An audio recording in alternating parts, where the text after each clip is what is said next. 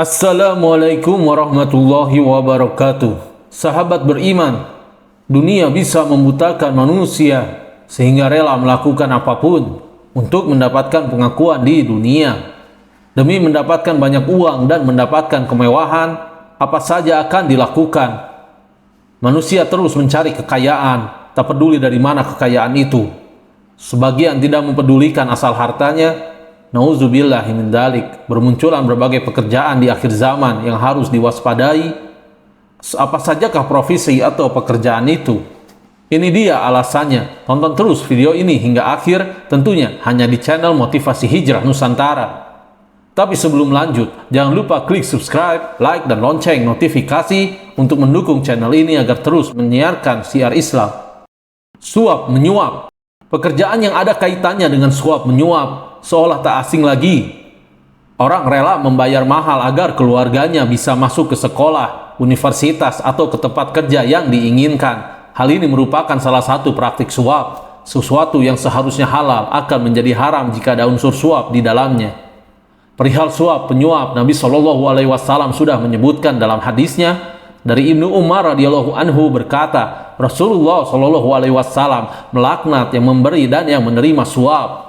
Hadis riwayat At-Tirmizi, Ibnu Majah Hakim, dan Ahmad. Memakan riba. Para ulama memberikan pengertian tentang riba.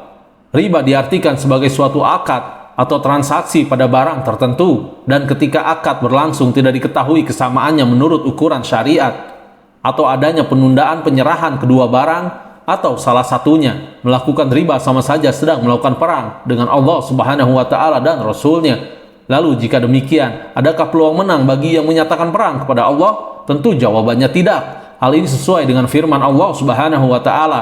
Maka jika kamu tidak meninggalkan sisa riba, maka ketahuilah bahwa Allah dan Rasul-Nya akan memerangimu. Dan jika kamu bertaubat dari pengambilan riba, maka bagimu pokok hartamu. Kamu tidak menganiaya dan tidak pula dianiaya. Al-Quran, Surat Al-Baqarah ayat 279. Sahabat beriman masih ingin bermain-main dengan riba, Allah menyatakan perang pada pelaku riba. Berzina. Ketika mendengar zina sudah menjadi pekerjaan, tentunya akan terdengar sangat miris. Pelakunya berdalih, susah mendapat pekerjaan sehingga tak ada pilihan lain selain menjadikan perbuatan haram ini sebagai pekerjaan untuk menghidupi diri sendiri, bahkan keluarga. Nauzubillah min dzalik. Ketika seseorang melakukan zina berarti ia telah menempuh jalan yang buruk. Hal ini sesuai dengan firman Allah Subhanahu wa Ta'ala, dan janganlah kamu mendekati zina, sesungguhnya zina itu adalah sesuatu perbuatan yang keji dan suatu jalan yang buruk. Al-Quran Surat Al-Isra ayat 32. Bahkan Rasulullah menyebutkan dalam hadisnya tentang zina ini dari Abu Hurairah. Ia berkata, Rasulullah SAW bersabda, apabila seseorang berzina maka iman keluar darinya, maka ia wajib menjaga diri dari berbuat zina, dan apabila dia berhenti dari berbuat zina, maka iman kembali kepadanya. Penimbun barang dagangan. Pekerjaan lain yang harus diwaspadai adalah menimbun barang saat harganya murah, dengan tujuan menjualnya kembali kepada masyarakat yang membutuhkan dengan harga yang tinggi. Hal ini dilakukan untuk memperkaya diri sendiri dengan mengabaikan orang lain. Tentunya akan ada balasan bagi orang yang mempraktikkan ini. Hal ini sudah disebutkan dalam hadis Rasulullah SAW dari Umar bin Khattab radhiyallahu anhu. Ia berkata, saya mendengar Rasulullah SAW bersabda, barang siapa menimbun bahan makanan yang dibutuhkan oleh kaum muslimin, Allah akan menimpakan penyakit leprak dan kebangkrutan kepadanya. Hadis riwayat Bukhari. Judi. Judi merupakan salah satu perbuatan keji yang harus dijauhi karena perbuatan setan. Sebagian orang berusaha meraih harta dengan berbagai cara tanpa memperhatikan halal haramnya. Salah satu yang biasa dilakukan adalah berjudi. Jika beruntung, pelakunya akan menang dan mendapatkan harta tanpa bersusah payah. Namun perlu diingat bahwa lebih banyak keburukan jika melakukan judi. Hal ini sudah disebutkan di dalam Al-Quran. Maka bertanya kepadamu tentang khamar, minuman keras, dan judi. Katakanlah kepada keduanya terdapat dosa yang besar dan beberapa manfaat bagi manusia, tapi dosa keduanya lebih besar daripada manfaatnya. Al-Quran Surat Al-Baqarah ayat 219. Tidak ditampik manfaat dari judi, namun manfaat itu tak sebanding dengan kerusakan yang akan menghancurkan agama pelakunya. Maka dari itu Allah melarang perjudian. Hal ini sesuai dengan firman-Nya. Hai orang-orang yang beriman, sesungguhnya meminum khamar, berjudi, berkorban untuk berhala, mengundi nasib dengan panah adalah termasuk perbuatan setan. Maka jauhilah perbuatan-perbuatan itu agar kamu mendapat keberuntungan. Quran Surat Al-Maidah ayat 90. Memakan harta anak yatim. Islam mengajarkan untuk berbuat baik kepada anak yatim. Bagi yang mencukupi kebutuhan anak yatim, nantinya di surga akan berdampingan dengan Rasulullah SAW. Hal ini sesuai dengan hadis dari Sahih bin Sa'ad dari Nabi SAW.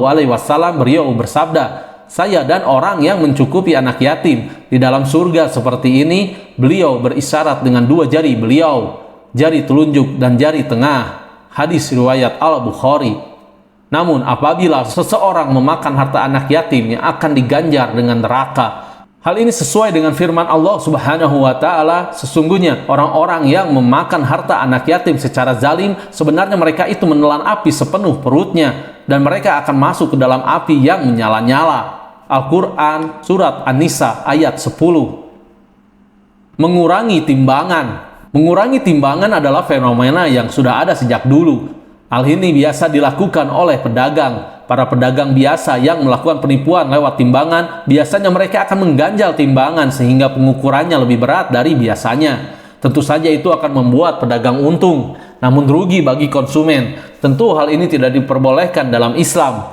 Orang-orang yang melakukan praktik curang dengan mengurangi takaran diancam oleh Allah Subhanahu wa taala. Hal ini sesuai dengan firman-Nya. Kecelakaan besar bagi orang yang curang, yaitu orang yang menerima takaran harus dipenuhi, dan apabila mereka menakar, mereka akan mengurangi. Tidakkah orang-orang yakin mereka dibangkitkan pada hari yang besar, yaitu hari saat manusia menghadap Rabb semesta alam?